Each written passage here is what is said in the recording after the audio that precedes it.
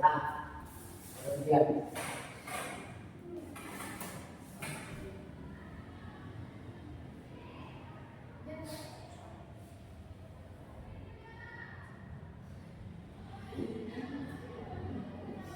Assalamualaikum warahmatullahi wabarakatuh. Waalaikumsalam warahmatullahi wabarakatuh. Kajian ada semua. Pagi Bu, Gimana kabarnya hari ini? kurang sehat Bu. Apa kurang sehat? Benar Bu. Ada yang tidak hadir? Ada Bu. Siapa lagi? Hei! Cynthia sama Desi. Kenapa mereka tidak hadir? Ada yang sakit, ada yang Oke, kita doakan yang sakit semoga diberikan oleh Allah SWT, dan bagi yang memiliki urusan semoga dilancarkan. Nah, sebelum kita masuk ke pelajaran, alangkah baiknya berdoa terlebih dahulu pada ketua kelas melalui pimpinan Siap. Doa dan dimulai. Doa selesai. Nah, pada hari ini kita akan membahas tentang sejarah, yaitu tentang perkembangan Islam pada masa Khalifah Rasyidin. Nah, di sini ada yang tahu apa itu Khalifah Rasyidin? Empat khalifah Bu. Khalifah, oke. Ada yang tahu? Pemimpin apa? Pemimpin sebagai Nabi. Ya, betul ya. Jadi pada hari ini Ibu harap setelah pembelajaran nanti Anda semua bisa memahami tentang apa itu Khalifah Rasyidin dan siapa saja yang menjadi khalifah pada Khalifah Rasyidin tersebut. Nah, bisa dilihat di depan, yaitu Khalifah Rasyidin, kita lihat dari definisi dan perannya. Khalifah Rasyidin berarti pengganti Rasulullah yang cendekiawan. Nah, nama ini diberikan oleh umat Islam. Nama ini diberikan oleh umat Islam kepada empat tokoh yang menjadi pemimpin setelah wafatnya Nabi Muhammad, karena kedekatan, pengabdian, dan peran mereka mendampingi Nabi saat kepemimpinan, atau bisa disebut dengan sahabat terdekat Nabi. Nah, mereka dipandang dengan adil, bijaksana, cerdik, melaksanakan tugas dengan benar, dan senantiasa mendapatkan petunjuk dari Allah. Nah, tugas utama dari Khalifah Rasyidin ini adalah menggantikan aspek kenegaraan dari tugas Nabi, yaitu seperti memimpin pemerintahan dan mengatur kehidupan umat Islam secara adil.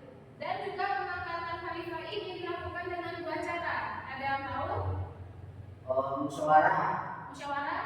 Kemudian pendudukan dari khalifah sebelumnya. Nah, jadi benar dari Anda, pengangkatan khalifah ini dilakukan dengan dua cara. Yang pertama dilakukan dengan bermusyawarah antara sahabat atau petunjuk oleh khalifah sebelumnya. Jadi pemimpin-pemimpin itu dimusyawarahkan terlebih dahulu oleh umat Islam siapa yang berhak untuk melanjutkan kepemimpinan selanjutnya.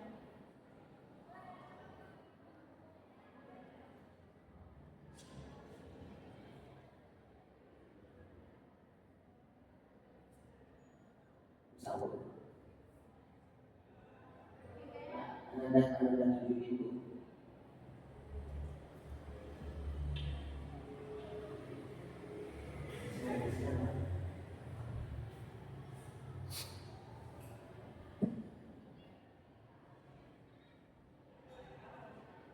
Nah, bisa dilihat garis besar kepemimpinan.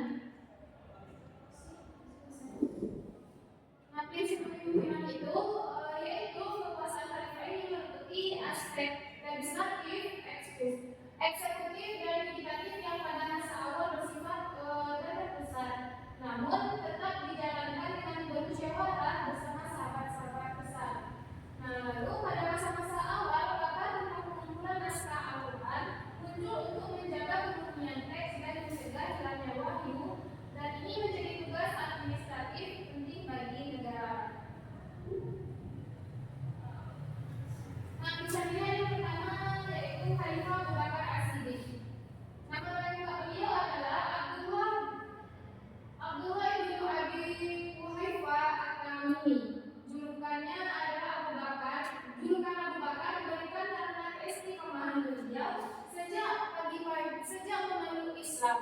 dan As-Siddiq karena selalu membenarkan Nabi, terutama terkait peristiwa Isra Mi'raj.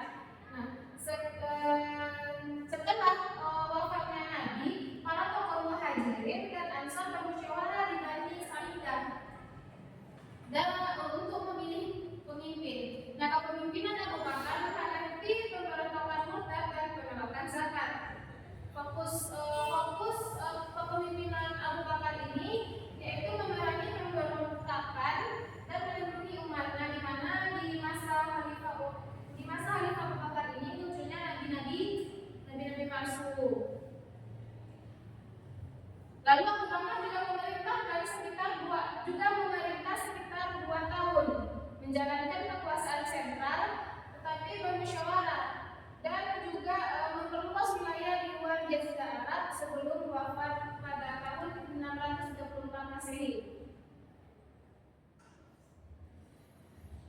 Lalu yang khalifah yang kedua adalah Umar bin Khattab pada tahun 13 sampai 23 Hijriah atau 634 sampai 644 Masehi. Nah, di mana Umar ini sebelum dia masuk Islam itu adalah Abu Haf, dan setelah masuk Islam dia dikasih gelar Al-Faruq. Beliau lahir sekitar 513 Masehi dari suku Quraisy dan dikenal sebagai pegulat, orator dan pengusaha. Sebelum masuk Islam ia sempat menjadi kawan keras. Nah, masuk Islam pada tahun ke-6 kenabian yang transformasinya memberikan pengaruh besar bagi perjuangan Islam. Nah, di masa kepemimpinan beliau, administrasi dan ekspansi negara berkembang dengan sangat pesat. Nah, Umar juga terkenal tegas dalam mengatur pemerintah dan memperluas wilayah Islam sambil menata struktur birokrasi, peradilan dan pendanaan negara. Lalu khalifah yang ketiga yaitu Utsman bin Affan pada tahun 23 sampai 25 Hijriah atau 644 sampai 456 Masehi. Nah, di mana beliau ini melakukan kodifikasi terhadap Al-Quran, di mana Utsman memerintahkan pembuatan beberapa salinan resmi Al-Quran untuk menjaga keseragaman teks dan mencegah perbedaan bacaan berbagai wilayah. Langkah monumental untuk pelestarian wahyu. Nah, lalu ada ekspansi dan stabilitas, di mana masa Utsman ini dicirikan dengan ekspansi wilayah Persia, Afrika Utara dan daerah lainnya, serta stabilitas ekonomi awal yang mendukung perkembangan sosial dan budaya Islam. Nah, meskipun beliau berprestasi, kebijakan distribusi pada jabatan dan kekayaan beliau terhadap kekeluargaan menimbulkan ketidakpuasan yang akhirnya memicu pemberontakan dan pembunuhan. Nah, ada yang tahu Utsman ini wafatnya kapan? Penyebab wafatnya? Penyebab wafatnya itu karena dibunuh. Karena dibunuh dan juga dia difitnah ya? Ya, dibunuh. Dia wafat. Pas dibunuh tuh dia sedang membaca Al-Quran. Ya, dia wafat karena dibunuh. Nah, itu termasuk wafat syahid atau tidak? Syahid ya. Nah, lalu yang khalifah keempat ada Ali bin Abi Thalib pada tahun 35 sampai 40 Hijriah. Nah, di mana Ali bin Abi Thalib ini naik menjadi khalifah setelah terbunuhnya Utsman atas dorongan umat dan para sahabat. Nah, nama lengkap Ali bin Abi Thalib ialah Ali bin Abi Thalib bin Abdul Muthalib. Nah, masa kepemimpinan Ali ini diwarnai dengan konflik politik yang besar. Dan adanya terjadi perang Jamal, yaitu antara konflik dengan Aisyah, Talha dan Zubair, dan terjadi juga perang Siffin yang melawan Muawiyah yang berujung pada taklim atau arbitras. Nah, peristiwa-peristiwa inilah berimplikasi pada perpecahan politik, teologis dan perkembangan mazhab dalam sejarah Islam. Nah, lalu bisa kita lihat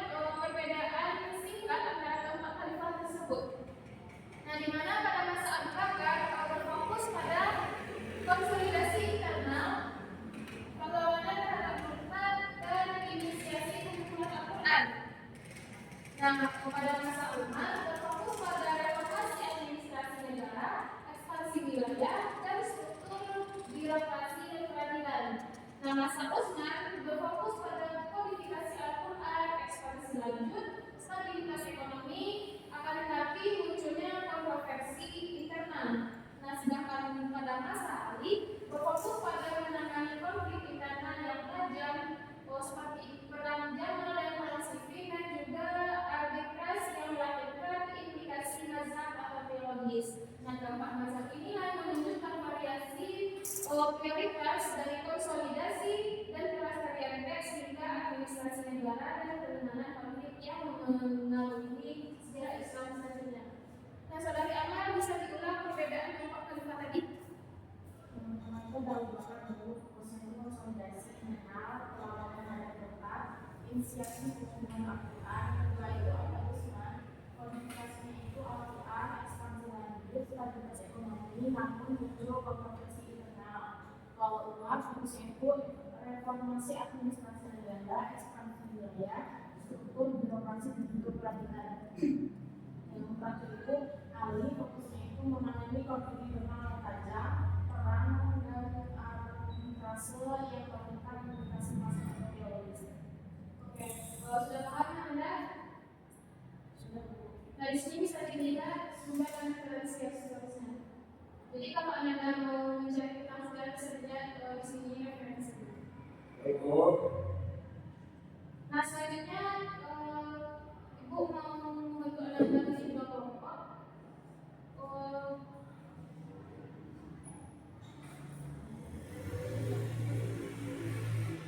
Nah, silakan dibaca. Di sini ada dua kasus. Kasus yang pertama untuk kelompok Amal dan yang kedua untuk kelompok Bal. Silakan dibaca.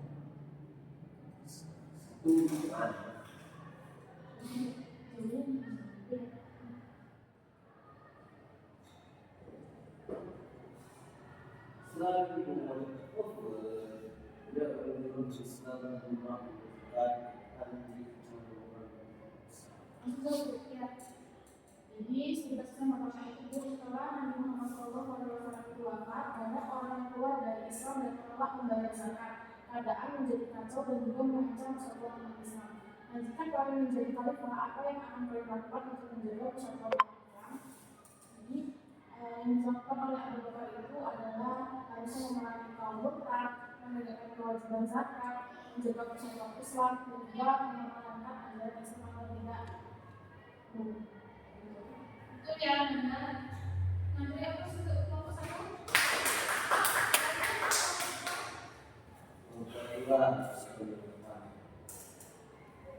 Kasus yang kedua adalah wilayah kasus masalah pada suatu depan. Kasus kedua adalah wilayah Islam itu semakin meluas, banyak umat Islam dari berbagai daerah dengan cara yang berbeda-beda sehingga terjadi banyak dari perdebatan. Jika kalian memiliki khalifah, solusi apa yang diambil agar umat Islam itu tetap bersatu? Nah, yang dilakukan Utsman bin Affan itu adalah yang telah menyusun menjadi Al-Quran dalam satu bacaan yang sama, kemudian mengirim seluruh wilayah Islam.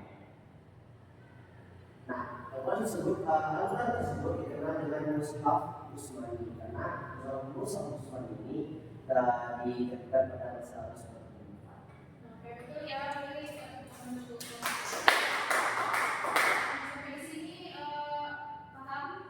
Aku Nah, sebelum Ibu memberikan kesimpulan pada pelajaran kita hari ini, Ibu akan ada menulis, silakan diaktifkan.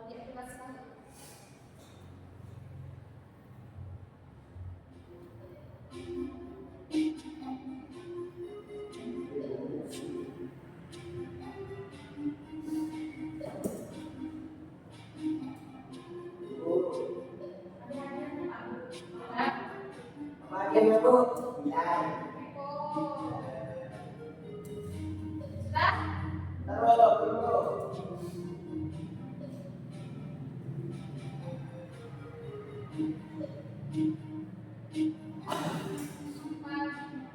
Terus.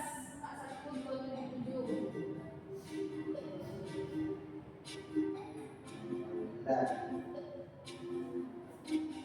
dibaca. Udah, Taruh. udah ya.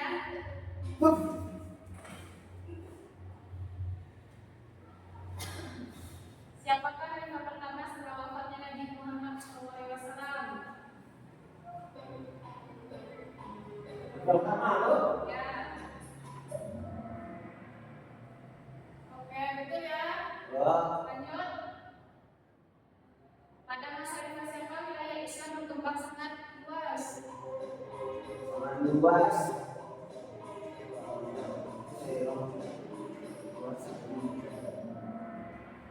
Siapa yang salah? Ih, baru. Gak lima ya? Perhatikan tadi ya. Nah, siapakah khalifah yang menyusun Mushaf Utsmani? Semani bro. Ya. Semani apa? Oke, terus semua ya. Lanjut. Kalender Hijriah dibuat pada masa pemerintah siapa? Ingat? Ada yang ingat? Ada. Nah bro. Kau tahu? Siapa yang salah? Oh, Iwan ini ada dua ya salahnya berarti tadi enggak. Kalau memperhatikan jawabannya. Perhatikan dulu, saya selalu ini. Jadi next bro. Ayo, kenapa? Ah, Kalau ada yang salah, Ibu Cinta. kecil. Apa tujuan pengumpulan Al-Quran pada masa Abu Bakar? Ayo, apa? Tujuannya? Oke, itu semua. Siapakah khalifah yang dikenal dermawan dan memiliki armada laut Islam? Yang cepat. Kayaknya ini salah semua ini. Siapa yang betul? Saya. Semakin aman ya jawabannya. Khulafaur Rasyidin berarti ini soal terakhir ya. Ya bro.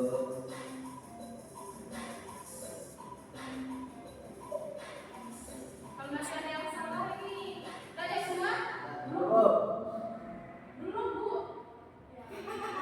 Ini jawabannya apa? Pemimpin yang mendapat petunjuk. Nah, Soal apa bro? Nah, berada pada masa Abu Bakar.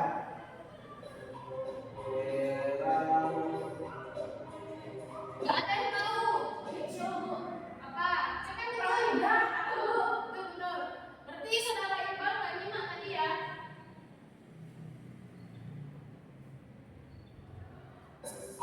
Terakhir, siapa khalifah yang mendapat pusat pemerintahan suatu umat? Ya, siapa? Siapa yang tahu? Aku bu. Aku salah bu. Siapa yang betul? Pulau Tuangkis. Apa sih yang betul? Aman. Oh, enggak, aku nggak betul. Terus mana? Berarti ini enggak ya? Oh, dia. Oke. Aku yang menang dulu. Cek rekod dulu. Cek rekod dulu.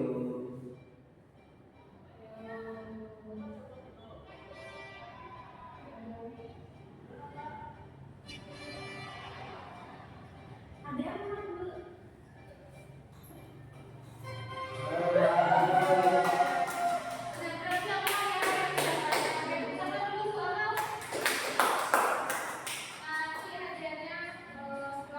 Terakhir pertama bro.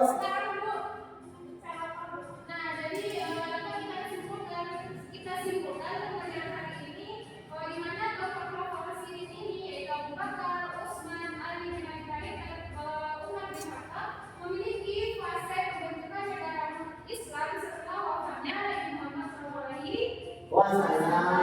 Mereka bertugas dengan menggantikan aspek kenegaraan Nabi, di mana masing-masing mereka memberikan kontribusi penting dan konsolidasi kanal struktur administrasi, kodifikasi Al-Quran, ekspansi wilayah, serta menghadapi tatanan politik yang membentuk arah saudara Islam selanjutnya. Oke, kita tutup pembelajaran kita pada hari ini dengan menceritakan hamdalah. Alhamdulillah. Terima kasih untuk hari ini. Ucapkan Assalamualaikum warahmatullahi wabarakatuh. Waalaikumsalam.